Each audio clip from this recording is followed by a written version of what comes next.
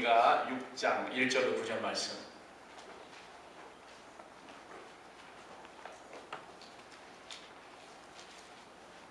구약 선지서 미가 6장 1절로 9절입니다.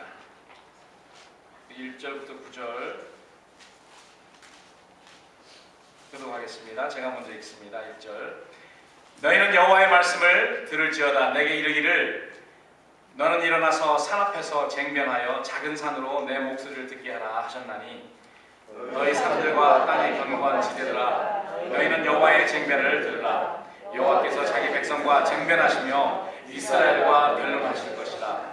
이르시기를 내 백성아 내가 무엇을 내게 행하였으며 무엇에 너를 괴롭게 하였느냐. 너는 내게 증거하라. 내가 너를 애굽 땅에서 인도하여 내어 종으로 다른 집에서 속량하였고 모세와 아론과 미리암을 보내어 내 앞에 행하게 하였었느니라. 내 백성아 너는 모압 왕 발락의 꾀한 것과 부올의 아들 발람이 그에게 대답한 것을 추억하며 시딤에서부터 길갈까지 이를 추억하라.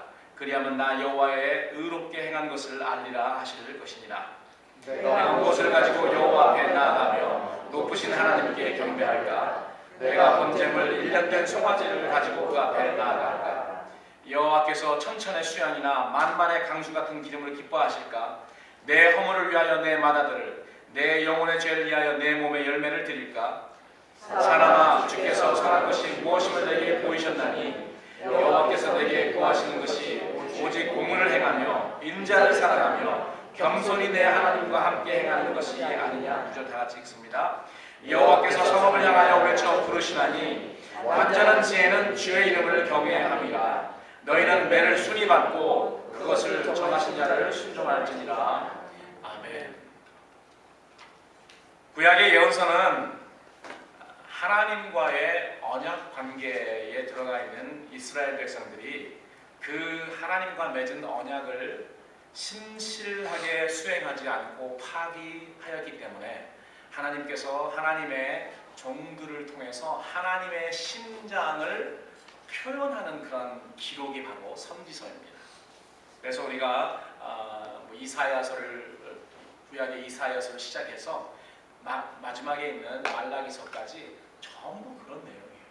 하나님의 백성들이 하나님과의 언약 관계에서 신실하게 잘 지켰으면 여러분 하나님은 신실하시기 때문에 백성들과 맺은 그 언약을 계속해서 끝까지 신실하게 다 지켜주셨습니다.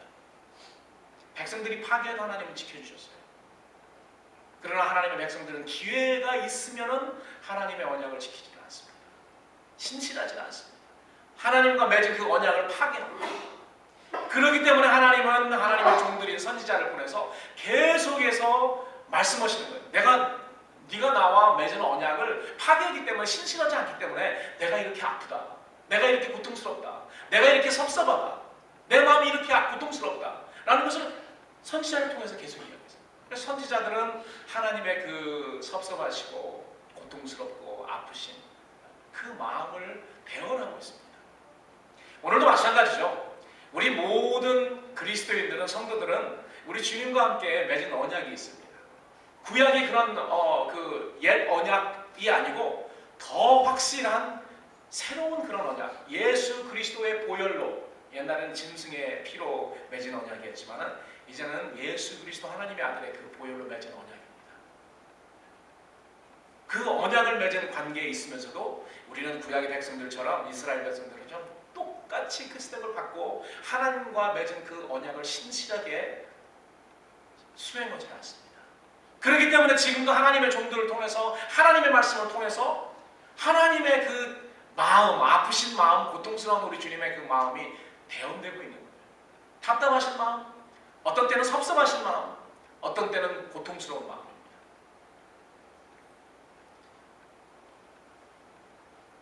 오늘 본문은 하나님께서 이스라엘 백성을 법정에 소환하셔서 그들의 잘못된 불평과 하나님의 의로우심을 하나님은 쟁변하고 계십니다. 이야기를 하고 계세요. 또한 백성들이 오해하고 있는 하나님의 요구 사항에 대해서도 논쟁하고 계십니다. 그래서 여러분 오늘 이 말씀을 공부하면서 법정의 그 이미지를 올리시면 됩니다. 하나님께서 이스라엘 백성들을 법정에 부르시고 하나님도 물론 참석하십니다. 그리고 많은 증인들을 부르고 거기서 지금 콜트 히어링을 하세요. 법정 심리라고 하죠. 콜트 히어링을 하세요. 그런데 예언서에서 사용되는 그런 상징적인 상황이지만 여러분 참으로 희한한 일이 벌어지고 있습니다. 미가서 오늘 6장을 보면 참으로 희한하다. 왜? 우리가 알고 있는 하나님은 이 하늘의 법정의 최고의 높은 자리에 재판관으로 심판관으로 재판관으로 계신 하나님을 우리는 너무나도 잘 압니다. 여러분 그렇죠? 하나님 오면 우리는 심판 대주제 심판자 되시고 재판관 되시는 그런 하나님의 이미지만 우리가 생각하는데 오늘 본문에 보니까 하나님이 그 이미지가 아니에요. 하나님이 재판관 심판관의 이미지가 아니고 하나님이 지금 원고가 됐습니다. 누구를 고소하는 lawsuit하는 수한다 그러죠. 우리가 누굴 잘못하면 너 수한다. 그 수하는 고소하는 원고가 됐어요. 하나님이 그 재판관 심판관 그 자리에서 내려오셔서 원고가 되셨습니다. 피고는 누구일까요? 피고는 누구예요? 피고는 이스라엘 백성입니다. 하나님과의 계약에 들어갔는데 하나님의 계약을 지키지 않았기 때문에 하나님께서 지금 이스라엘 백성들을 수하시는 겁니다. 고소하시는 거예요.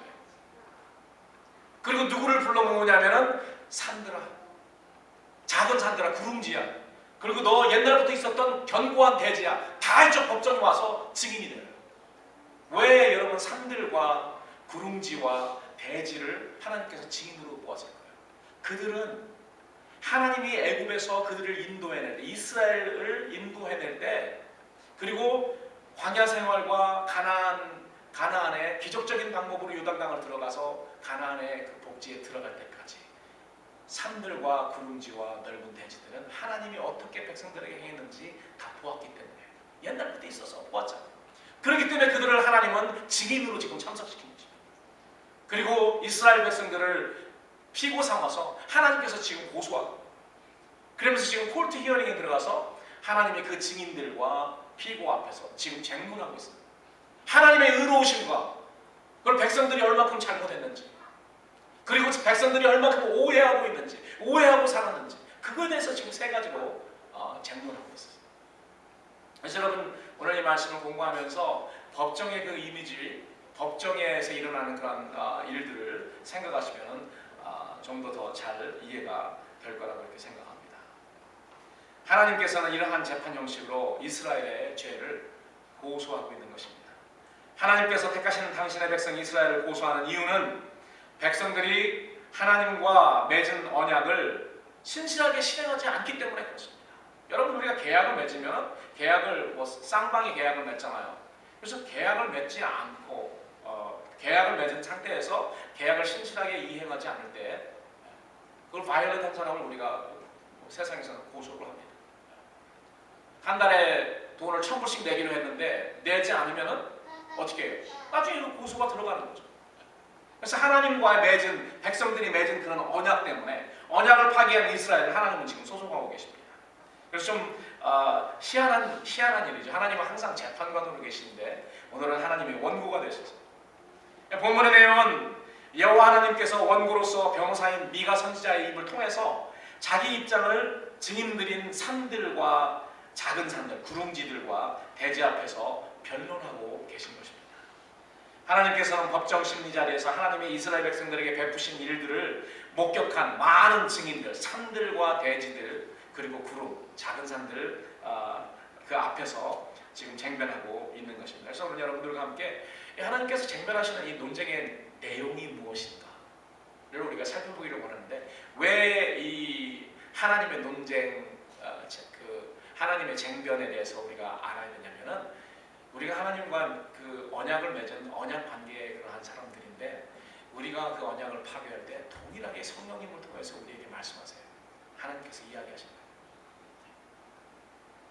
그렇기 때문에 오늘 우리에게 우리 삶에도 그리스도인들에게도 적용되는 그런 말입니다.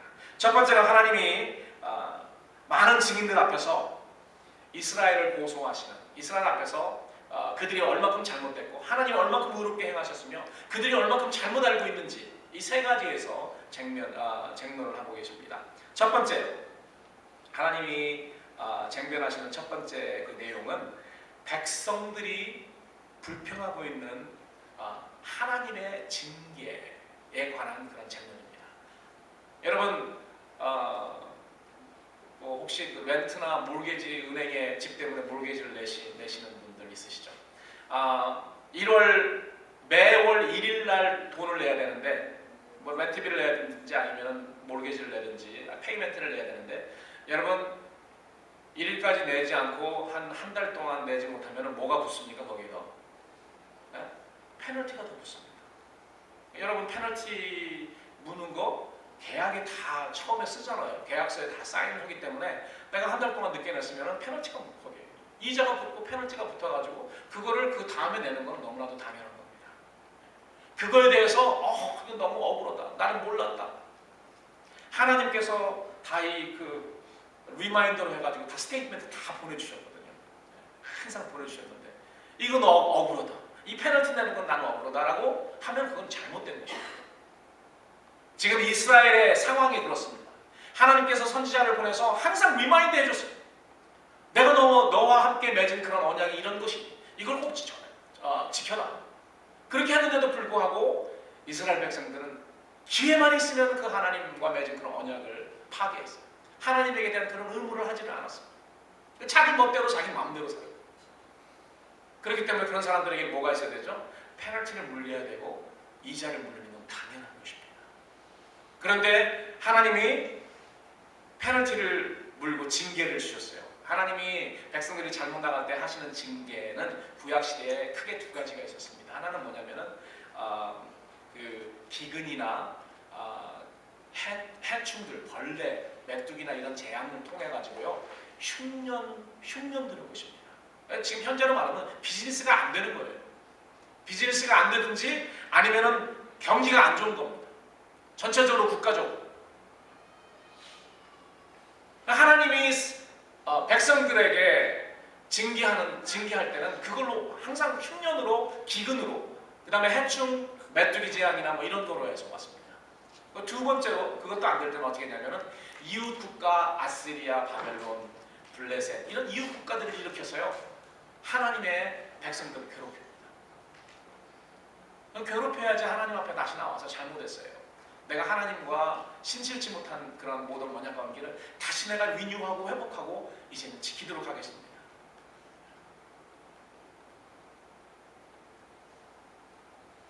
이 하나님 백성들이 지금 하나님이 징계를 자기네들 잘못해서 하나님이 징계를 내리자 하나님 앞에서 불평하고 있는 것입니다. 하나님, 왜 하나님은 이렇게 하세요? 왜 나를 이렇게 괴롭게 하세요? 지금 불평하고 있는 것입니다. 하나님에게 불평하고 있어요. 하나님은 목적이 있어서 우리를 징계하시고 목적이 있어서 페널티를 주시는데 사람들은 그것 때문에 하나님이 자기들을 괴롭힌다고 불평하고 있습니다. 그렇기 때문에 여러분 3절 보시기 바랍니다. 그렇게 불평하고 있는 하나님의 백성들에 대해서 하나님이 답답한 심정으로 이렇게 이야기하십니다. 내 백성아, 내가 대체 너에게 무엇을 잘못했느냐? 무엇에 내가 너를 괴롭게 했는데 너희들이 그렇게 불평하느냐? 이렇게 이야기하십니다. 한번 그걸 말해봐라. 너는 내게 증거하라 이렇게 하십니다. 내가 무엇을 내게 행했으며 무엇에 너를 괴롭게 했는지 너는 내게 증거하라. 이 쟁변은 내가 너에게 대체 잘못한 것이 있다면 무엇인지 그걸 좀 이야기해. 내가 너를 어떻게 괴롭게 했다는 말이야. 내가 무엇을 잘못했는데. 내가 너희들에게 잘못한 것이 있다면 몰라도 도대체 내가 너에게 무엇을 잘못했기 때문에 이렇게 불평하는 것이냐 라는 그런 쟁변인 것입니다. 여러분, 우리들이 하나님 앞에서 우리들의 상황이나 우리들의 어려움이나 우리의 고통이나 이런 것에 대해서 하나님 앞에 고통하죠. 컴플레인하고 원망하고 불평하면요 하나님께서는 그렇게 이야기하실 것입니다. 나는 너에게 잘못한 것 같아. 하나님께서 징계를 내리시더라도 그건 타당한 징계다. 네가 언약을 파괴하고 언약에 벌써 다 있잖아. 네가 이렇게 하면은 내가 이렇게 징계 내릴 거라고 이야기했잖아. 하나님께서는 감사치 않고 항상 불평하는 이스라엘 백성들에게 대체 하나님 자기 자신이 무엇을 잘못했는지 말해보라고 지금 하고 계시는 것입니다. 우리도 뭐 세상 사람들이 잘 사용하는 그런 말 있잖아요. 하나님 마옵소서, 하나님 마옵소서 그러죠. 하늘도 무심하시지. 여러분 그런 말 잘 생각하고 사용하셔야 됩니다. 하나님도 무심하다는 말은 하나님은 할트가 없다는 말이에요. 무심이잖아요. 하나님은 heartless, 인정사정 없으신 분. 하나님을 몰라서 그렇죠. 하나님이 우리에게 의롭게 행하신 그런 일들을 기억을 못하기 때문에 우리가 그렇게 이야기합니다. 여러분 이러한 우리들이 뭐 하나님 어찌 그러실 수 있습니까? 하나님도 무심하시죠. 하나님 마옵소서. 이런 부평을 듣고 계시는 하나님은 저는 그렇게 생각해요. 하나님이 이런 말을 우리에게 들을 때 얼마나 억울하실까. 억울하실 것 같아요. 그죠? 계약을 맺어놓고 계약을 지키지 않은 사람이 와가지고 오히려 뭐라고 해요? 이건 너무 힘들고 너무 괴롭고 왜 우리를 그렇게 괴롭게 만드냐? 그럼 얼마나 억울하고. 하나님은 정말 억울하실 것 같아요. 여러분 우리가 평소 얼마나 많은 원망과 불평과 짜증내면서 우리가 살아갑니까? 우리의 뜻대로 되지 않고 우리의 원대로 되지 않으면 우리는 원망합니다. 그런데 여러분 중요한 사실은 우리가 불평하고 원망할 때 그 우리의 불평과 원망의 종착지가 어디냐면요 하나님이십니다. 우리가 뭐 사람에게 옆에 있는 사람에게 뭐 목사님에게 누구 형제 자매들에게 불평하는 것 같지만 그 불평의 마지막 종착지는 하나님이에요. 반대로 감사도 마찬가지입니다. 여러분 우리가 옆 사람에게 감사하고 이웃에게 감사하고 감사의 종착지가 어딘지 아세요? 감사의 종착지가 하나님입니다. 감사하는 사람들은 비록 하나님에게 직접 감사하지 않더라도 그 감사의 종착지는 하나님이시고 우리의 원망과 불평의 종착지도 하나님이시라는 것입니다. 우리는 그렇게 이야기를 하죠. 하나님이 살아계신다면 그것도 전능하신 모든 능력이 다 있으시다는 하나님이 왜 하나님을 믿으려고 노력하는 나를 이렇게 괴롭게 하시는 거야? 뭐 이러한 원망, 이런 불평 한 번이라도 안 해본 사람이 어디 있습니까? 우리가 어려움 당할 때 나는 하나님 잘 믿으려고 노력하는 사람인데 왜 하나님은 나를 이렇게 어렵게 하시고 괴롭게 하시는 것이죠? 이런 질문이 우리의 마음 밭에 그 기초에 깔려있기 때문에 우리의 모든 원망과 불평의 종착지가 하나님인 것입니다. 하나님을 믿지도 않는 자들은 어려움도 없이 일이 술술 잘 풀리고 편안하게 잘 사는데 나는 왜 이리 고생하고 어려움이 많고 인생이 자꾸 꼬이는 것일까? 여러분 우리에게는 이런 원망들이 있습니다. 하나님과 맺은 언약을 지키지 아니한 백성들을 향한 하나님의 징계가 있죠. 그 징계는 아까 제가 말씀드린 대로 기근, 해충을 인한 충년 그리고 전쟁이었습니다. 그리고 하나님의 그런 징계는 너무나도 타당합니다. 언약에 다 기록되어 있기 때문에 하나님의 백성들과 제일 처음에 언약을 맺을 때 뭐라고 했습니까? 나는 너의 하나님이다. 내가 모든 것을 다 너에게 필요한 것을 주겠다. 그 대신 너는 나를 순종하고 순복하고 나를 의지해라. 그런데 그걸 하지 않습니다. 그 십계명을 통해서 하나님은 나밖에 없다. 우상을 만들지 말라. 그런데 기회만 있으면 자기네들이 우상을 만들고 이방신들을 섬기고 그렇잖아요. 뿐만 아닙니다. 그 언약에서는 내 이웃을 내 몸과 같이 사랑하라고 했잖아요. 거짓 증거하지 말고 살인하지 말고 그리고 간음하지 말고 도둑질하지 말고 이렇게 분명히 이웃을 사랑하라는 그런 말을 했는데 이스라엘 백성들은 그것도 지키지 않았습니다. 그래서 미가서 2장 3장을 우리가 보면은 당시 이스라엘 사회 상황에 대해서 자세히 기록되어 있습니다. 그 당시에 그 이스라엘 사회 상황이 뭐였냐면은 권세와 영향력을 가진 자들은 수단 방법을 가리지 않고 이득을 탐하고 착취하기에 급급했습니다. 그래서 평민들, 힘없는 그런 사람들을 착취하고 그 사람들의 피를 다 빨아먹었습니다. 있는 사람들, 권세 있는 사람들. 그리고 재판관들은 뇌물을 위해서 재판을 했습니다. 뭐 현재에 뭐 따지면 권력 있는, 힘 있고 돈 있는 그런 사람들이 힘 없는 자들을 착취해서 돈을 더 많이 빼요. 그 당시의 상황이 그렇습니다. 뭐 요즘은 그럴지 모르겠어요. 요즘도 그럴지 모르겠습니다. 한국에는 70년대, 80년대는 참 그 돈 있는 사람들이 돈 없는 사람들을 착취해서 다 빼먹었어요. 지금도 그런 일들 있죠. 좀 더 교묘하게 하기 때문에 안 보일 뿐이죠. 재판관들은 뇌물을 위해서 재판을 합니다. 현재 보면 부패 공무원들 뒤로 다 돈 먹고 조금 없어졌을지 모르지만 아직도 있습니다. 거기에 그 당시 상황은 제사장은 돈을 받기 위해서 교훈한다. 이 무슨 말이냐면 요즘 돈 벌기 위해서요. 돈 받기 위해서 목회한다는 거예요. 목사가. 그 당시도 그랬어요. 이 제사장들이 돈 벌기 위해서 제사장하고 가르쳤다는 것입니다. 돈 벌기 위해서 목회하고 돈 벌기 위해서 설교하고 이런다. 그러니까 그 옛날이나 지금이나 이 부패한 사람들은 똑같은 겁니다. 부패한 사람들의 마음, 행동은 똑같습니다. 그 당시 선지자들은 또 2장 3장에 보니까 돈을 위해서 돈 받고 사람들이 오면 점을 쳐줬다고 합니다. 지금도 성령의 은사 받은 사람들이 그 은사를 사용하는데 자기의 유익을 위해서 돈 받고 헌금 받고 하는 거랑 똑같아요. 그리고 이 선지자들은 권세자들의 잘못된 행위를 지적해주기 위해서 하나님이 세우신 사람들이잖아요. 그런데 그들이 뒤로 돈을 줍니다. 돈을 받아먹고 그들의 잘못된 행위에 대해서 지적하지 않고 입을 딱 씻어요. 입을 딱 막고 있습니다. 예언하지 마. 그 돈 많은 사람들이 자기가 잘못하는 행위가 드러날까봐 선지자들에게 돈을 주고 예언하지 마. 하나님이 주시는 그 예언을 하면 자기의 모든 잘못이 드러나니까. 돈 받고 예언을 하지 않습니다. 지금도 그런 상황들이 있었어요. 옛날에도 그런 상황들이 있었어요. 목회자들이 강단에서 사회에 잘못되는 그런 것들을 지적해야 되는데 지적하지는 않습니다. 오히려 악처먹고 오히려 거기에 붙어가지고 그런 상황들이 얼마나 많은지 모릅니다. 일반 백성들은 권세자들에게 마치 짐승과도 같은 그런 학대를 당했어요. 또한 모든 백성들은 우상숭배를 했어요. 기회만 있으면 우상숭배. 여러분 우상숭배 나는 안 하고 있다 그러죠. 여러분 우리들도 다 기회만 있으면 우상숭배하고 있습니다. 여러분 우리들이 추구하는 이 세상에서 성공 우상숭배.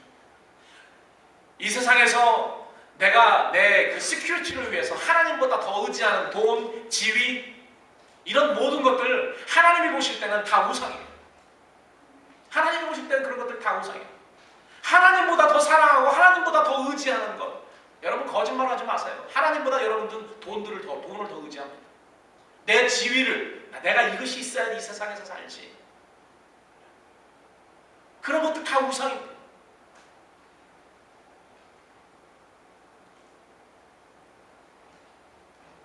안정된 지위, 성공, 돈. 이 세상에서 우리 사람들이 하나님과 대체하는 우상들이라는 것입니다. 근데 이 우상 숭배와 이런 그런 제사를 드리는데요. 그 당시 사람들이 어떤 제사까지 드렸냐면은 이교도들 그 이방신들 섬기는 그 이교도들이 자기 신에게 제사 드릴 때 복받기 위해서 어떤 짓까지 했냐면은 자기 마다들 장자를 희생제물로 드리는 것까지 했습니다. 그 자녀 제사죠. 사람들이 얼만큼 성공과 이 세상에서 잘 나가는 거에 대해서 그 포커스를 했냐면은 자기 자식들도 아끼지 않고 그냥 막 제사물로 드렸습니다. 그럼 자기 신이 자기에게 좋은 것도 준다고 생각을 했어요. 지금도요 어떤 사람들은 자기 성공을 위해서 자기 자식들도 돌보지 않습니다. 마찬가지입니다. 이렇게 자기 백성들이 잘못되게 나가는데 여러분 하나님께서 진짜로 그 백성들을 사랑한다면 어떻게 그냥 가만히 계시겠습니까? 여러분 생각해보세요. 자녀들이 잘못 나가는데 뻔히 보이는데 어떻게 가만히 두겠냐고요.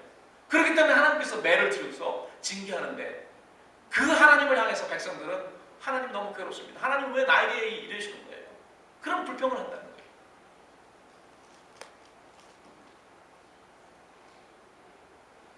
자녀들이 이렇게 곁길로 가는데 하나님은 가만히 놓아두지를 않습니다. 그런데 그걸 우리는 하나님이 나를 괴롭게 하고 왜 내 인생이 이렇게 꼬이는 거야? 라고 생각을 하죠. 하나님께서 나에게 돌아와라. 그리고 언약의 관계를 회복해라. 이러한 커뮤니케이션이거든요. 매를 들어서 징계해서라도 돌이켜 놓아야 됩니다. 여러분 가만히 두는 것은 사랑이 아닙니다. 아이를 망치는 일이에요. 여러분 우리들 자녀도 그렇잖아요.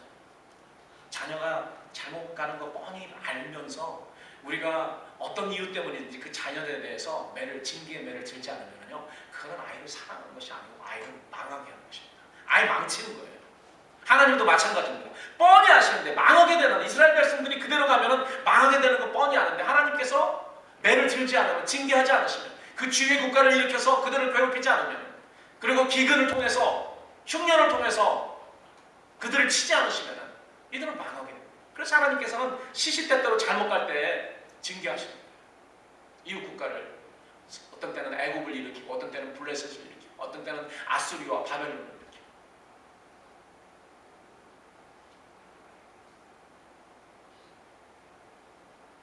그런데 그 하나님의 목적을 알지 못하고 백성들은 열어놓고 하나님께 불평을 합니다. 왜 하나님은 자기들을 괴롭게 하며 자기에게 무거운 짐을 주는가? 하나님은 참 능력자시면은 왜 이 아수르나 이런 블레셋을 하나님께서 물리치지 못하십니까? 이렇게 이야기하고 이런 불평을 합니다. 그래서 저는 이 말씀 공부하면서 하나님 때문에 이스라엘의 괴로움을 당한 것보다 그들이 괴로움 당하는 것은 너무나도 당연한 괴로움입니다. 그러나 그들이 괴로움을 당한 것보다 오히려 하나님께서 이스라엘 때문에 괴로움을 당하셨다라고 저는 그렇게 생각을 했습니다. 하나님의 백성으로서 하나님의 말씀을 쫓아 살기보다 하나님의 뜻을 거스르고 하나님을 대적하는 그들로 인해서 하나님이 너무나도 마음이 아프신 거예요. 그런데 반대로 이스라엘은 어떻게 생각했습니까? 하나님의 말씀 때문에 하나님이 뭐 율법을 자기들에게 막 이 어려운 율법을 지어서 뭐 어떤 제사법을 해서 그 제사를 통해 가지고 뭐 비싼 무슨 뭘 잡아오고 갖다 바치고 너무 괴롭게 한다는 거예요. 우리도 그렇죠. 우리도 늘 반대로 생각을 합니다. 하나님을 왜 이렇게 괴롭게 합니까? 뭐 이렇게 그 예수 믿는 그런 생활이 왜 이렇게 괴롭고 뭐 하라는 것이 많아.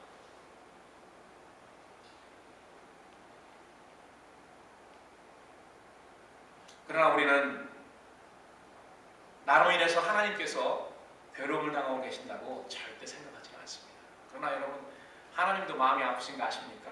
하나님 무심한 분이 아니시고요. 하나님도 마음이 있으신 분입니다. 마음이 있으셔서 말 안 들을 때, 자녀들이 말 안 들을 때, 곁길로 갈 때 마음이 아프시고, 섭섭하게 될 때 하나님 섭섭하시고 고통스러우십니다. 하나님도 그러세요. 하나님이 마음이 없는 분이 아니고 마음이 있으신 분이에요.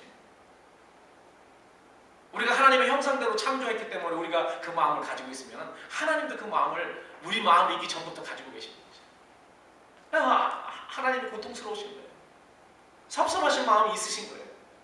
여러분, 선지서를 예언서를 한번 읽어보세요. 하나님의 그 섭섭하신 마음이 얼마나 잘 표현되는지, 하나님의 그 섭섭하다 못해 분노하는 그 마음, 진노하시는 그 마음이 얼마큼 잘 기록되었는지 모릅니다. 그런데 우리는 그것을 깨닫지 못하죠. 하나님이 아파. 하나님이 어떻게 아파? 내가 아프지. 내가 지금 매 맞는데 내가 아프지. 하나님이 어떻게 아파? 여러분, 저는 위로 형님 한 분이 계시고 아래로 남동생과 여동생 3남 1녀가 있습니다. 근데 어렸을 때 저희 어머니가 그 날 잡아서 대청소하는 것처럼 날 잡아서 우리를 징계하셨어요. 그러니까 그때마다 했으면 좋겠는데 이렇게 좀 쌓아놓고 너희들 이렇게 와 해서 이제 4명 쭉 세워놓고 이제 징계하시는 거예요. 누가 제일 먼저 시작하냐면 우리 형부터 시작합니다. 그래서 이렇게 그 대청소 날이 아니라 대징계 날인데 그 4명이 쭉 이렇게 도레미파솔라시도 이렇게 쭉쭉 씁니다. 그럼 뭐 형부터 하는 그 어머니가 혼내죠. 매를 회초리를 들고 혼내요. 형이 제일 세상 말을 제일 많이 맞습니다. 제일 많이 두들겨 맞고 제일 많이 혼나요. 가면서 조금씩 줄어들죠. 저는 둘째였기 때문에 저도 만만치 않게 맞았고 만만치 않게 혼났습니다. 그런데 어머니가 우리가 어렸을 때 생각할 때 인정사정 없이 막 외치기로 그냥 종아리를 때리셨는데 그 인정사정 없이 종아리를 때리시면서 하신 말씀이 있어요. 네. 어렸을 때 그게 도저히 나는 이해가 되지 않았어요. 어떻게 말씀하셨냐면 막 종아리를 치시면서 인정사정 없이 엄마의 마음은 지금 네가 아픈 것보다 더 많이 아픈 거 네가 알아 하면서 막 치셨어요. 난 막 맞으면서 어떻게 내가 맞는 내가 더 아프지. 엄마의 마음이 어떻게 더 아픈가. 어렸을 땐 도저히 이해를 못했어요. 마찬가지로 이스라엘 백성들이 지금 그런 것 같아요. 하나님의 종아리를 지금 치시는 거거든요. 근데 하나님께서 하시는 말이, 야, 맞는 너보다 내가 더 고통스럽다. 내 마음이 더 고통스럽다. 근데 아이들은 하나님이 왜 고통스러우신데? 우리가 더 힘들고 우리가 더 고통스럽죠. 지금 그렇게 말하는 건 똑같아요. 백성들이 하나님의 그 심적 괴로움과 배신감에서 오는 그 심적 고통을 알았다면 백성들은 그렇게 불평할 수 없었을 것입니다. 여러분, 제일 큰 배신감은 배우자에게 받는 그런 배신감이 가장 크다고 그러죠. 그리고 자식들에게 받는 배신감이 그 두 번째로 큰 것 같아요. 모르겠어요. 어떤 사람은 그걸 거꾸로 뒤집어서 부모가 자식에게 받는 그런 배신감이 가장 크다 이렇게 생각할 수도 있습니다. 어떻게 생각하시면 상관없어요. 부모가 자녀들에게 평생 기도놨더니 배신을 때리는 거, 그것처럼 더 큰 거 없죠. 그리고 배우자의 배신. 근데 하나님은 이 두 가지가 다릅니다. 이스라엘 백성들은 하나님의 배우자였습니다. 그렇잖아요. 그런데 다른 남자, 이방신들, 다른 남자와 바람난 거예요. 하나님이 얼마나 그 심적 고통이 크셨겠네요. 기회만 있으면 바람 펴요. 기회만 있으면. 이 여자가 이스라엘 백성. 그러니 그 심적 고통이 얼마나 컸겠네요. 언약관계, 결혼의 언약관계를 맺었으면서도 기회만 있으면 바람 펴요. 그리고 또 이스라엘 백성들은 하나님의 자녀였죠. 백성, 하나님의 자녀였는데 기회만 있으면 하나님이 다 키워주고 양육해주고 구원해주고 모든 것을 다 공급해 주셨는데 기회만 있으면 하나님께 불평하고 원망합니다. 여러분, 가끔 자녀들이 부모에게 대들면서 이런 말을 하죠. 엄마 아빠는 대체 나에게 해준 것이 무엇인데? 여러분, 혹시 자식 기르면서 자식들이 그런 대들면서 막 이렇게 그렇게 이야기한 적이 있는지 모르겠네요. 대체 엄마 아빠는 나한테 뭐 해줬어? 다른 부모들은 이거 해주고 저거 해주고 뭐 비싼 차 사주고 뭐 보내주고 뭐 해주고 대체 엄마 아빠는 나에게 뭘 해줬는데? 왜 엄마는 항상 내 일에 참견하며 이거 해라 저거 해라 나에게 짐을 지고 괴롭히는 거야? 여러분, 이렇게 한다면은 여러분들의 마음, 부모로서 여러분들의 마음이 어떨 것 같습니까? 저 같으면 이런 고혈압 같은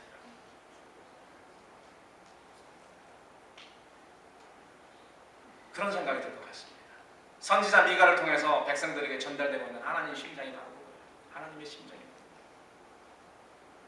그래서 지금 하나님은 백성들에게 섭섭한 마음, 섭섭하다 못해 너무 아프시고 분노한 그런 마음. 내 백성아, 내가 무엇을 내게 대체 잘못했다는 것인가? 무엇에 내가 너를 괴롭혔는데? 너는 그것을 이야기하고 너는 내게 증거하고. 우리 주님의 그런 아픈 심장을 이해하시면서 이 말을 읽어야 됩니다. 내가 무엇을 어떻게 했는데 내가 너를 어떻게 괴롭혔다는 건지 한번 말해봐. 이렇게 우리 주님께서는 이야기하고 계시죠. 두 번째로 그 쟁론 내용이, 첫 번째는 그 컴플레인, 불평에 대한 하나님이 난 너에게 잘못한 거 없다. 지금 너희들이 징계받는 것은 타당한 것이다. 라고 그거에 대해서 코르트에서 지금 쟁변을 하셨습니다. 두 번째로 백성들이 기억하지 못하고 있는 하나님의 의로우신 행위에 대한 그런 쟁변입니다. 그래서 하나님의 섭섭한 심정은 거기서 끝나지 않습니다. 본문 4, 5절을 보니까 백성들의 이러한 항에 대해서 하나님은 자기 백성들을 위해서 의롭게 행하신 일들을 쭉 열거하시면서 쟁변하십니다. 야, 어떻게 너희들이 나에게 그런 컴플레인, 그런 불평을 할 수 있나? 내가 과거에 옛날에 너희들에게 베푼 이런 일들 넘버 1, 2, 3, 4, 5 쭉 열거하면서 꼼짝 못하게 입이 10개 있어도 말하지 못하게 우리 주님께서 그들을 위해서 자녀들이 엄마 아빠한테 엄마 아빠 내게 해준 것이 대체 무엇이 있는데 하면 여러분들 속으로 내가 얘들 위해서 해준 거 무엇이지? 아무리 자녀들에게 잘 해주지 못한 그런 부모라도 열거할 수 있는 거 많아요. 야, 내가 너 낳아준 거 그거 하나만 해도 감사될 거 아니냐? 여러분, 그렇지 않습니까? 네. 나도 그 애들한테 잘 해주지는 못했지만은 그렇게 컴플레인 들어오면은 엄마 내가 너를 낳아줬어. 그거 하나만으로도 감사해. 이 세상에 있게 해준 것만으로도 감사해요. 그래서 하나님이 뭐라고 말씀하시냐면 첫 번째로 야 내가 애굽의 종살이 너에 있을 때 내가 너 거기서 구해서 내 백성 내 자녀로 만들어줬어. 그거 하나라도 족하지 않아? 제일 처음에 열거하신 거가 그거예요. 넘버원 4절 내가 너를 애굽 땅에서 인도하여 내어서 종노다는 집에서 너를 속량하였다. 그거 벌써 까먹었니? 그거 하나만이라도 네가 평생 나한테 감사해야 되고 영원히 감사해야 되는 거야. 여러분 그냥 구원한 것이 아니고 속량했습니다. 구속하셨습니다. 여러분 그냥 구원과 속량이 어떻게 다릅니까? 구속이. 그냥 구원은요 그냥 구원하신 거고요. 구속, 속량은 뭐냐면은 대가를 치르고 하나님의 이스라엘 백성들을 애굽에서 종살이에서 구원하실 때는 그냥 구원하신 것이 아니고요. 대가를 지불하셨습니다. 하나님께서 유월절 어린 양이라는 그런 대가를 지불하시고 그들을 구원하셨습니다. 물론 하나님께서 그렇게 하실 때는 1500년 이후에 진짜 그 유월절 어린 양의 실체인 예수님이 하나님의 백성들을 위해서 십자가에서 희생, 그 하나님 아들을 내주는 그걸 생각하신 것이죠. 내가 너를 낳아줄 때 그냥 쉽게 낳은 게 아니야. 엄마들은 할 말 많이 있잖아요. 아이들한테요. 내가 너 때문에 9개월 동안 10개월입니까? 9개월 동안 얼마나 고생했는지 알아. 내가 너 낳을 때 얼마나 힘들고 고생했는지 알아. 어렸을 때 우리 둘째는 그 자연분만하지 않고 그 C-섹션을 했거든요. 그래서 우리 그 집사람 배에 이렇게 자국이 있습니다. 칼 자국이 있어요. 우리 집사람이 가끔 우리 둘째한테 어렸을 때 매일 보여줬어요. 야 엄마가 너 낳을 때 이렇게 고생해가지고 여기 이렇게 찢어 막 그러면서 맨날 그것만 보면은 이렇게 울먹거렸어요. 조셉이. 지금이 안 그러겠죠. 얼마나 그렇게 고생하면서 나를 낳았는지. 대가 희생 대가를 치르고 낳은 거예요. 하나님도 이스라엘 백성들을 구원하실 때 그 희생을 치르시면서 우리들을 구원하실 때 하나님의 아들 예수님을 희생시키면서 지불하면서 구속을 하셨지 그냥 구원하신 것이 아닙니다. 그래서 하나님은 그걸 열거하세요. 내가 이러한 대가를 치르면서 큰 대가를 치르면서 너희들을 애굽에서 구원해내지 않았다. 이건 한 가지만으로도 평생에 감사해도 부족할 것이다. 자녀들도 그렇죠. 부모님이 아무것도 안 해주셔도 이 세상에 태어나게 해주신 거예요. 그거 이야기하면 자녀들은 또 못된 자식들은 뭐라고 말해요? 누가 내가 뭐 엄마 뭐 나라고 했어 내가? 그렇게 우리 하나님한테 그렇게 돼요. 누가 뭐 나 구원해달라고 우리가 그렇게 했어. 하나님이 구원해줘. 하나님 백성만들을 왜 이렇게 괴롭히냐. 그런데 하나님의 백성들에게 베푸신 의로운 행위는 거기서 그치지 않습니다.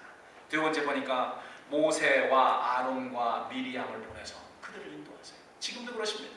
하나님께서 우리를 그냥 구원만 예수 그리스도를 통해서 구원만 해주신 것이 아니고 우리에게 성령을 보내셔서 우리를 가나안 들어갈 때까지 영적인 가나안의 천국에 들어갈 때까지 계속 우리를 인도해 주시는 것입니다. 인도해 주세요. 얼마나 큰 은혜입니까? 그런데도 하나님의 백성들은 하나님께서 베푸신 의로운 행위를 하나도 기억지 않습니다. 오히려 하나님이 우리를 위해 해주신 것이 대체 무엇인데? 라고 불평만 늘어놓습니다. 그래서 하나님은 또 열거하십니다. 내가 너에게 베푼 은혜에 또 있다. 5절에 보니까 내 백성아 너는 모압 왕 발락의 꾀한 것과 부올의 아들 발람이 그에게 대답한 것을 추억하라. 발람 선지자를 통해서 백성들을 저주하려고 했는데 발락이 그 발락의 꾀를 하나님께서 막으셨다는 거예요. 민수기 23장에 보면 모압 왕 발락이 발람을 불러서 이스라엘 백성을 저주하게 했습니다. 그러나 발람의 그 발걸음을 누가 막았냐면은 말도 못하는 미물인 당나귀가 막았어요. 가지 못하게. 그랬더니 괜히 그 당나귀를 두들겨 패잖아. 발람이. 당나귀가 드디어 입을 열어서 말을 합니다. 발람한테. 내가 뭘 잘못해 당신이 나를 때리는 거야. 하나님께서 그 당나귀를 통해서 막으셨어요. 뿐만이 아니고 발람이 저주하러 갔는데 하나님께서 그 입을 막으셔서 저주를 해야 되는데 저주가 나오지 않고 축복이 나옵니다. 이스라엘에게. 하나님이 막으셨기 때문에. 이런 하나님의 손길을 백성들은 기억지 못했기 때문에 백성들의 입에서는 끊임없이 불평과 원망이 쏟아지고 있습니다. 뿐만 아니죠. 하나님께서 또 열거하십니다. 백성들아 들어라. 내가 이러한 의로운 행위를 너한테 해줬다. 5절에 보니까 시딤에서부터 길갈까지를 너희들은 기억하라. 시딤에서 길갈까지는 어떤 일이 일어났냐면은 요단강을 건너는 일입니다. 백성들이 여호수아의 인도 아래 요단강을 건너는.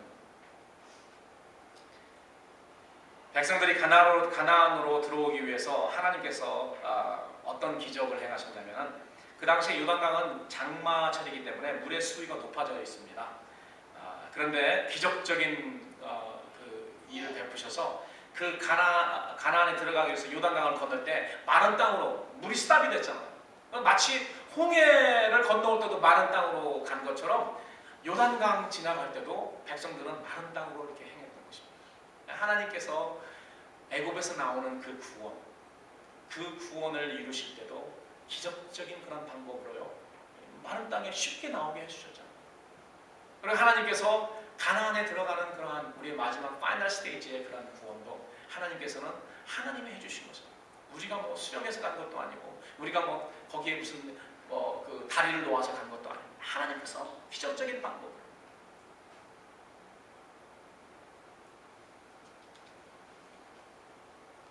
하나님은 그렇게 하신 이유를 여호수아를 통해서 백성들에게 이렇게 설명하십니다. 여호수아 4장 24절에 보니까 그 이유는, 내가 그렇게 한 이유는 땅의 모든 백성으로 여호와의 손이 능하심을 알게 하며 너희로 너희 하나님 여호와를 영원토록 경외하게 하려 하십니다. 하나님은 우리의 경외의 대상이시고 하나님은 두려움 분이시구나 라는 것을 백성들로 하여금 깨닫게 하기 위해서 그런 기적을 베푸셨다는 것입니다. 그런데 목적이 그거였는데 백성들은 하나님을 하나도 두려워하지 않고 경외하지 않았습니다. 이스라엘 백성들이 이런 은혜를 입었다면 여호와 하나님을 영원토록 경외해야 되는 거 아닙니까? 그런데 그들은 하나님을 경외하지 않고 원망과 불평이 항상 넘쳤어요. 조금만 힘들어도 하나님을 원망하고 지도자 모세를 원망했습니다. 심지어 애굽에서 종살이 할 때가 더 좋았다고, 돌아가자고 이런 말을 서슴지 않았습니다. 이스라엘 백성들은 참으로 배은망덕한 그런 은혜를 갚을 줄 모르는 그러한 백성이었어요. 그런데도 불구하고 언약에 신실하신 하나님은 그 언약을 지키셨어요. 그래서 그 백성들을 가나안 복지에 들이셨잖아요. 만일 후대의 이스라엘 백성들이 이런 과거의 일들을 뒤돌아 추억하여 본다면 여호와 하나님의 신실하심과 그 의로우심을 알게 될 것이라는 것입니다. 이것이 오늘 백성들을 향한 우리 하나님의 쟁변입니다. 마지막 쟁변입니다. 백성들이 오해하고 있는 하나님의 요구사항. 하나님이 무엇을 요구하시는지, 하나님 앞에서 선한 것이 무엇인지 하나님의 백성들이 잘 몰랐어요. 오해하고 있었습니다. 여러분 지금도 마찬가지입니다. 여러분 하나님이 여러분들에게, 하나님의 여러분들의 자녀로, 하나님의 백성으로 하나님이 여러분들에게 요구하시는 거 우리가 잘 알아요. 그렇지 않으면 우리가 어문 것, 딴 것 하고 있어요. 하나님이 별로 관심 없는 그런 것들에 우리가 투자할 수 있습니다. 별로 아무것도 아닌 거예요. 그냥 투자하고 거기에 시간 먹어요. 거기에 힘들이고. 정작 하나님이 원하시는 건 안 하지 않아요. 백성들이 오해하고 있는 하나님의 요구사항. 당시 하나님의 백성들은 제사를 멋지게 하나님에게 드리면, 그러면 하나님이 기뻐하시고 하나님이 자기들에게 모든 거 다 축복할 거라고 생각했어요. 그래서 하나님이 말씀하시지 않은 것까지 막 다 붙여가지고 더 제사를 힘들게 만들고 더 괴롭게 만들고 더 엄청나게 만들었습니다. 하나님이 그 요구하신 거 아니에요. 당시 백성들은 하나님께서 크게 요구하지 않으시는 제사의 껍질이라고 할 수 있는 제사 의식에 모든 초점을 맞췄습니다. 지금도 마찬가지예요. 예배 멋지게 드리고 그냥 다른 교회가 따라오지 못할 정도로 그냥 모든 거 그냥 수십만 불 들여가지고 그냥 사운드 시스템 붙여가고.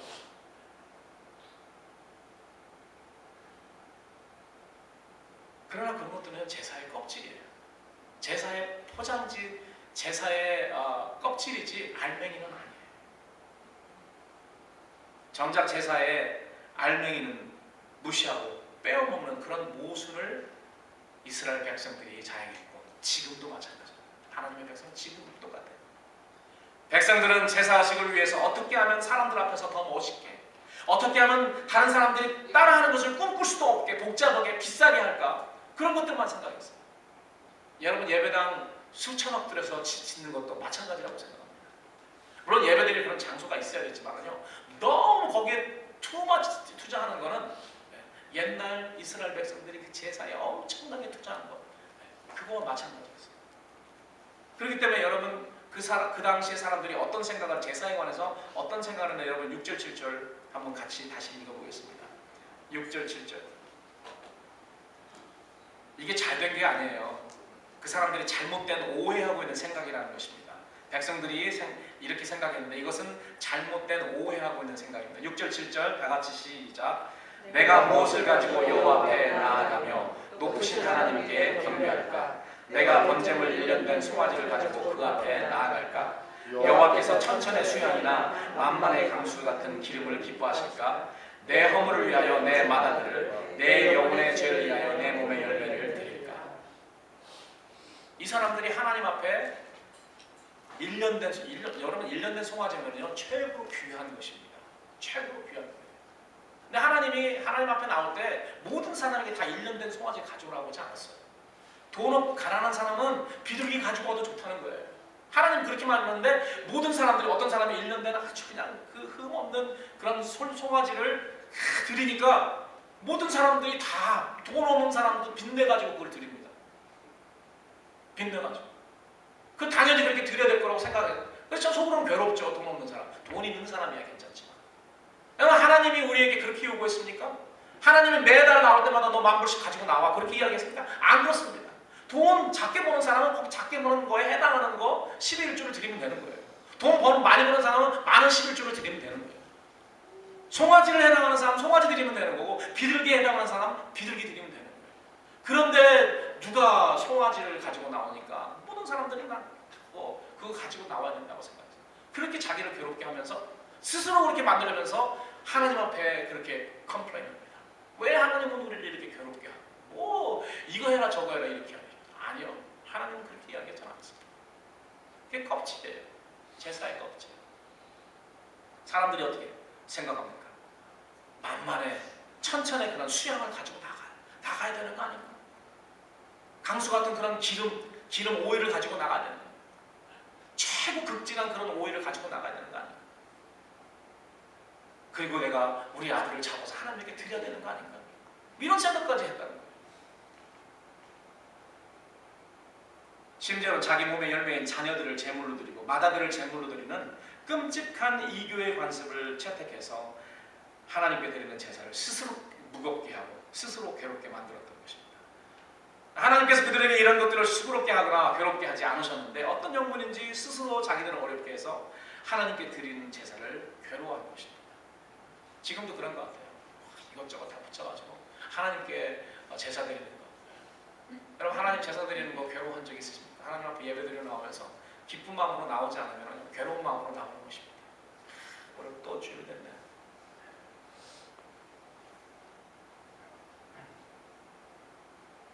여러분 그러나 하나님은 여러분들의 힘에 지나치도록 요구하신 적이 없습니다.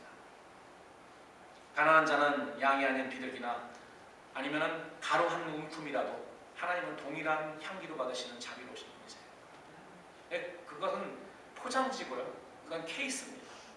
그건 별로 중요한 게 아니에요. 뭐가 중요하냐? 알맹이가 있습니다. 제사에. 알맹이가 중요해요. 물론 이 두 가지가 다 있어야 되지만은 하나님이 제사를 통해서 정말 원하시는 것은 1년 된 송아지도 아니었고요. 천천의 수양이나 만만의 강수 같은 그러한 기름도 아니었습니다. 마다들을 희생제물로 드리는 것도 아니었어요. 그런 거 여러분 못 오시는 거 하나님 잘 아세요. 하나님께서 제사를 통해 원하시는 것은 제사를 통해서 공물을 행하겠다. 내가 인애를 사랑하겠다. 겸손히 하나님과 함께 행하겠다는 그 의지의 마음이요 순종의 열매인 것입니다. 여러분 8절을 다 같이 읽읍시다. 8절 다 같이 시작. 사람아 주께서 선한 것이 무엇임을 내게 보이셨나니 여호와께서 내게 구하시는 것이 오직 공물을 행하며 인자를 행하며 겸손히 내 하나님과 함께 행하는 것 아니냐.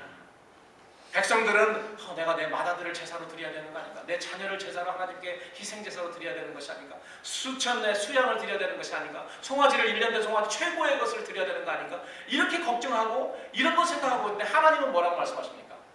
야, 내가 원하는 건 그거 아니야. 내가 원하는 거야. 사람아, 내가 내 앞에서 선한 것이 무엇이 너에게 보여주지 않았느냐, 말하지 않았느냐.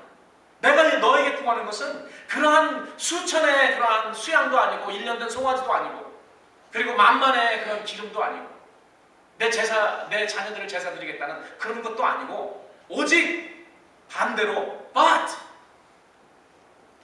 공의를 행하며 삶에서 공의를 행하며 의롭게 사는 겁니다. 정직하게 사는 것입니다.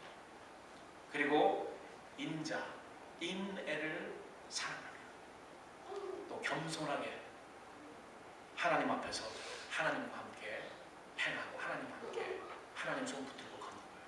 겸손하게. 그래서 이 의롭고 정직하게 사는 그리고 인자한 그런 삶이죠. 인자를 사랑하며 이건 뭐 예수님 사랑, 인자 대신 예수님을 사랑하는 말이 아니고 여기 인자는 인애를 사랑하는 것입니다. 그리고 겸손하게 하나님에게 여러분 제사의 알맹이는 바로 이거예요. 제사의 알맹이는 하나님 앞에 나와서 하나님, 내가 하나님과 맺은 언약 기억합니다. 그래서 내가 정직하고 공의롭게 살겠어요. 그렇기 때문에 여러분 우리의 진짜 제사는 여기 와서 예배 드리는 것뿐만이 아니고 여기 예배 드리는 것을 시작해서 우리의 몸을 산제사로 드리는 것입니다. 우리가 우리의 삶을 살면서 정직하고 공의를 행할 때 그리고 모든 사람에게 인자하게 대할 때 그리고 겸손하게 하나님 앞에서 행할 때 이게 진짜 하나님이 요구하시고 하나님이 기뻐 받으시는 향나는 제사인 것입니다. 그런데 우리 삶에서 공의를 행하고 인자를 행하고 겸손하게 하나님 행하는 것은 제출 이런 건 하나 하지 않고 그냥 예배 와서 어떻게 그냥 예배 정확하게 10분짜리 와서 드리고 막 뭐하고 이런 것만 중요하게 생각해요. 이게 중요하지 않다는 게 아니에요. 중요하죠. 그러나 그거보다 더 중요한 알맹이는 따로 있습니다. 이스라엘 백성들이 오해했던 것이 바로 하나님 앞에 멋지게 그냥 1년 된 송아지 가지고 들으면 하나님이 기뻐하시고 자기 모든 것을 다 축복하실 거로 생각했는데 그렇게 안 되니까 그들의 그 삶은 세상 말로 진짜 개판이었습니다. 자기 멋대로 살았어요. 근데 하나님 뭘 기뻐하시겠어요? 하나님 앞에서 선한 것이 무엇이며 하나님께서 사람들에게 요구하신 것이 바로 여기에 있습니다. 그런데 이스라엘 백성들은 돈을 엄청나게 쏟아부어서 1부 예배, 2부 예배, 3부 예배, 4부 예배, 5부 예배, 7부 예배 엄청나게 돈을 받고 그리고 인자를 행하는 것, 정직하고 공의롭게 행하는 건 하나 하지 않습니다. 요즘 교회들이 그래요. 뭐 우리 교회도 거기서 벗어나지 않습니다. 우리가 인자를 행하는 하나님의 인자를 행하는 겸손하게 정직하고 의롭게 행하는 그런 거에 우리가 투자를 해야 되는데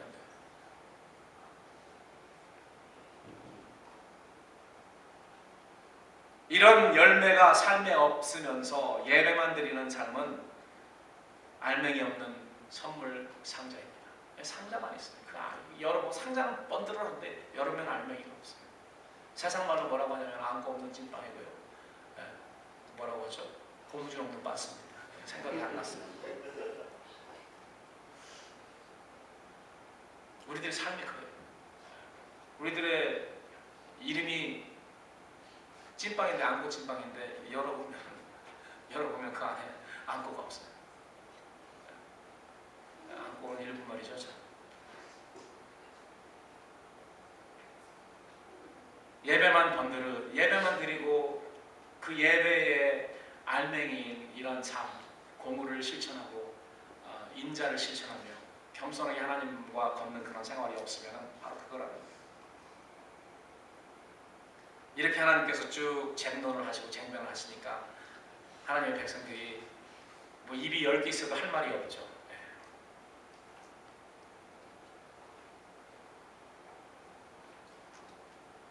결론의 말씀 맺습니다. 여러분 오늘날 이 하나님의 쟁변이 우리에게 의미하는 바가 무엇입니까? 우리에게 주시는 그런 교훈이 무엇입니까? 하나님께서 우리를 구원하시기 위해서 베푸신 여러 가지 의로운 일들을 기억하지 못하고 조금만 어려워도 원망하며 불평하는 우리에게도 하나님은 성령님을 통해서 지금 쟁변하고 계십니다. 우리에게 이야기하고 있어요. 이스라엘 백성들에게 그렇게 하나님께서 의롭게 행하셨던 것처럼 우리를 구원하시기 위해서 6월절 어린 양의 실제이신 예수님을 희생대가로 지불하시고 우리를 죄와 죽음에서 구원하셨어요. 그것만도 우리가 평생 감사해야 할 일인데 거기에 그치지 않고 우리에게 성령을 보내서 우리를 인도하시고 계십니다. 그 당시에는 모세와 아론과 미리암을 보내죠. 지금 성령을 보내셔서 우리를 인도하세요. 그리고 우리가 드리는 이 예배를 통해서 여호와께서 우리에게 구하시는 것이 오직 공의를 행하며 인자를 사랑하며 겸손히 하나님과 함께 행하는 것이라는 것을 알게 하시죠. 그리고 우리의 몸을 살아있는 산제사로 우리의 삶에서 드리게 하시는 것입니다. 하나님께서 우리를 징계하시는 것은 여러분 우리를 사랑하시기 때문에 징계하십니다. 우리를 괴롭게 하시기 위해서 우리에게 짐을 주시는 것이 아니에요. 히브리서 우리가 12장 공부하면서 징계가 없으면 하나님으로부터 징계가 없으면 사생하다 이렇게 우리가 이야기하잖아요. 하나님 사랑하시기 때문에 사랑하는 아들에게 매를 들으시는 것입니다. 하나님께서 여러분들에게 어려움을 잠시 허락하시는 것은 하나님의 자녀인 여러분들을 괴롭게 하거나 고통 주시기 위해서 그런 것이 절대 아닙니다. 징계의 목적은 우리 가운데 모든 원망의 입을 닫게 하시고 잘못된 우리가 원망하면 잘못된 것입니다. 우리는 원망 대신 뭐가 나와야 되죠? 감사가 나와야 되죠. 그렇기 때문에 범사에 감사하라. 모든 일에 감사하는데 어떻게 원망이 나올 수 있습니까? 모든 일에 감사하는데 항상 기뻐하는데 어떻게 우리가 불평을 할 수 있습니까? 그래서 우리 하나님께서 징계하시는 것은 우리의 원망하는 그런 입을 닫기 위해서입니다. 오직 주님의 은혜와 사랑에 감사하며 살 수 있도록 하시기 위함입니다.